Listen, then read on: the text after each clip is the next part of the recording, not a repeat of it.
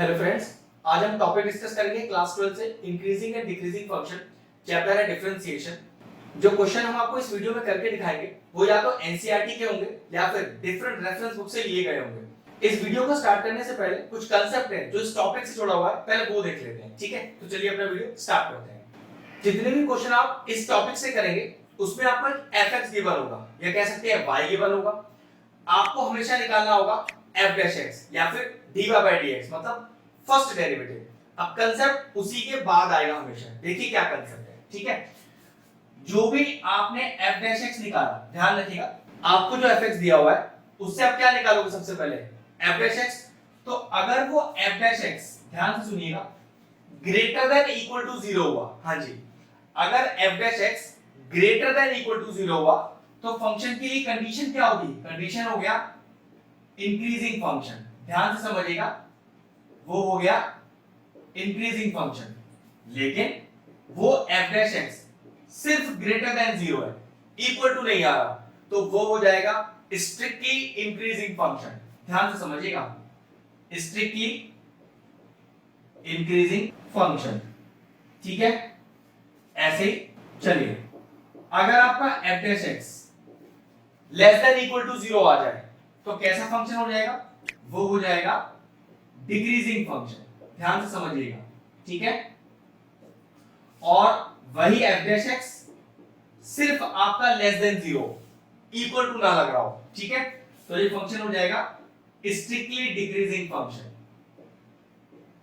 एक केस और है, केस ये कि फंक्शन आपका इंक्रीजिंग भी है और डिक्रीजिंग भी है पर्टिकुलर इंटरवल्स पर। तो लिखेंगे if f dash x is both क्या?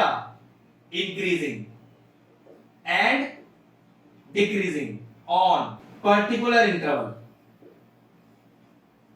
तो कहेंगे the function is neither increasing not decreasing. मतलब एक पर्टिकुलर इंटरवल पर वो डिक्रीज हो रहा है और फिर आगे जाके इंक्रीज भी हो रहा है, तो समझ जाएगा the function is neither decreasing nor increasing. Concept एक बार फिर देख लेते हैं।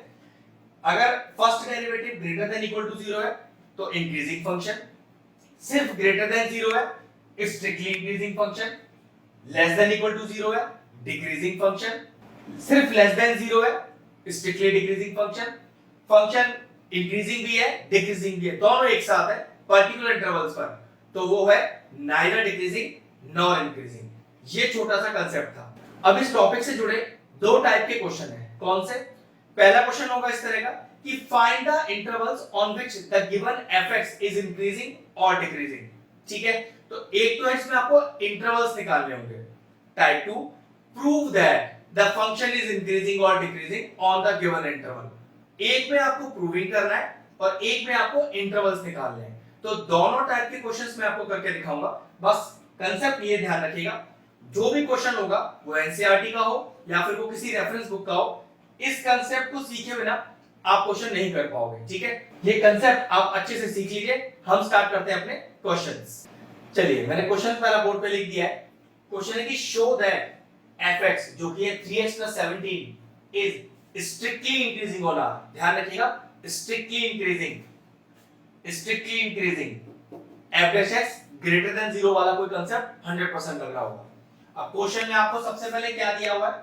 क्वेश्चन में आपको दिया हुआ है आपका fx। चलिए वही कॉपी करते हैं। अब क्या निकाले? फर्स्ट डेरिवेटिव, जिसको क्या बोलते हैं? f dash x। तो चलिए f डैश x निकालते हैं।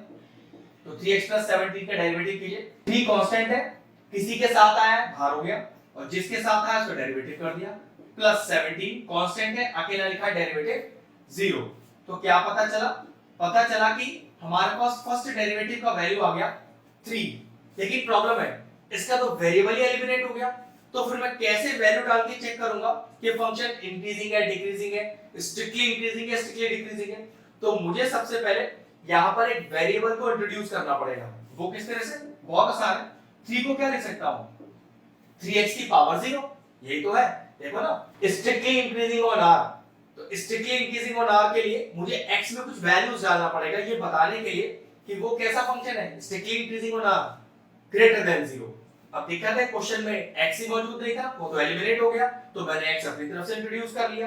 अब वैल्यूज तो मुझे पहले से ही गिवन है कि किस पर चेक करना है, सारे रियल वैल्यूज पर। ये पर्टिकुलर क्वेश्चन स्ट्रिक्टली इंक्रीजिंग होना चाहिए। तो समझ जाइए रियल वैल्यूज में कौन कौन आता है। रियल वैल्यूज में सारे लेटर्स आते हैं जो हमें नोन है। तो हम कैसे वैल्यू पुट करें, कौन सी वैल्यू पुट करें? तो देखो तरीका क्या है। जब भी आपको रियल वैल्यूज चेक करनी हो तो तीन चीज चेक कीजिए। क्या? एक वैल्यू हमेशा जीरो से बड़ी, इसका मतलब सारी पॉजिटिव वैल्यू आ गई। चॉइस है कोई सी भी डाल देना, लेकिन जीरो से बड़ी मतलब पूरा पॉजिटिव साइड। एक आप जीरो पे ही चेक कर लेना पूरा पूरा, ठीक है, एग्जैक्ट जीरो पर।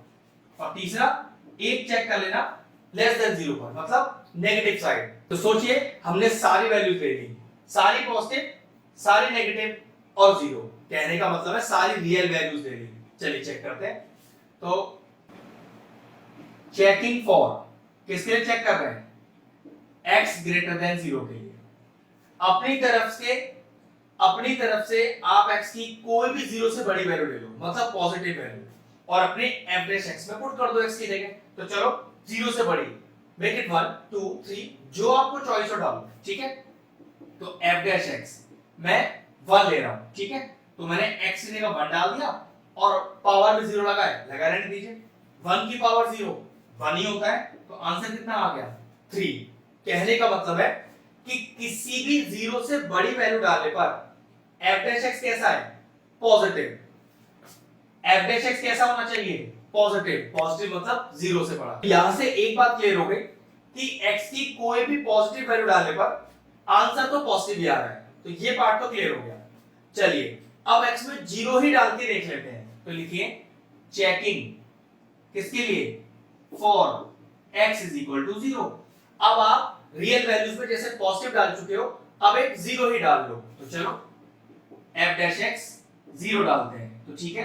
3 into 0 की पावर 0। अब anything raise to power 0 is 1, even 0 की पावर 0 भी 1 ही होता है। तो आंसर कैसा आ गया? फिर पॉजिटिव आ गया। लिख सकते हो यहां पर ग्रेटर देन 0, ग्रेटर देन 0, क्योंकि स्ट्रिक्टली इंक्रीजिंग चेक कर रहे हैं ना, तो स्ट्रिक्टली इंक्रीजिंग में आंसर वैल्यू डालने पर ग्रेटर देन 0 ही आना चाहिए। तो क्या पता चला कि पॉजिटिव वैल्यू डालने पर भी आंसर ग्रेटर देन 0 है, 0 डालने पर भी आंसर ग्रेटर देन 0 है। आखिरी रह गया कोई नेगेटिव वैल्यू लेस देन 0। तो चलो checking for x less than 0, क्या डालेंगे? कुछ भी डाल लीजिए, -1 -2 -3 -4, जो आपकी चॉइस हो। तो चलो -1 डाल देता हूं। f डैश x में मैंने डाला -1, तो चलो 3 into -1 की पावर 0। भाई डालना तो आपको अपने x में ही है ना, तो -1 की पावर 0 भी क्या होता है? 1 ही होता है। तो 3 into 1, फिर देखो वैल्यू कितनी आ गई? 3। कहने का मतलब ग्रेटर देन 0। तो रियल वैल्यूज चेक करने के लिए एक बार ग्रेटर देन 0 लो, एक बार x के बराबर 0 लो, और एक बार लेस देन 0 लो। किसी भी पॉजिटिव वैल्यू को डालने पर आंसर ग्रेटर देन 0 आ रहा है, 0 पुट करने पर भी आंसर ग्रेटर देन 0 आ रहा है, और माइनस वाली कोई वैल्यू पुट करने पर भी आंसर ग्रेटर देन 0 आ रहा है। तो ये बात क्या शो करता है? ये शो करता है कि fx जो है आपका, वो हमेशा स्ट्रिक्टली इंक्रीज करेगा किसी भी रियल वैल्यू पर। रियल वैल्यूज मैंने चेक कर ली। स्ट्रिक्टली इंक्रीजिंग के लिए कंडीशन ये थी कि कोई भी रियल वैल्यू डाल लो, आंसर 0 से बड़ा ही आना चाहिए, मतलब पॉजिटिव आना चाहिए। वही पॉजिटिव आ रहा है, हो गया। बस लास्ट में क्या लाइन लिखना है? Therefore, बिल्कुल क्वेश्चन से उतारनी पूरी line. fx 3x + 17 is strictly increasing on r, मतलब strictly increasing on every real number। Question finish हुआ। अगर हमारे व्यूअर्स को हमारे वीडियोस पसंद आ रहे हैं तो हमारे चैनल को सब्सक्राइब कर लें और साथ में लगे बेल आइकन को भी हिट कर दें। आपको अगर मैथ्स से जुड़ा कोई क्वेरी है किसी भी क्लास के लिए, तो वो आप मुझे व्हाट्सएप कर सकते हैं, जो नीचे नंबर आ रहा है। आपका जो सोल्यूशन है मैं जल्दी से जल्दी देने का कोशिश करूंगा।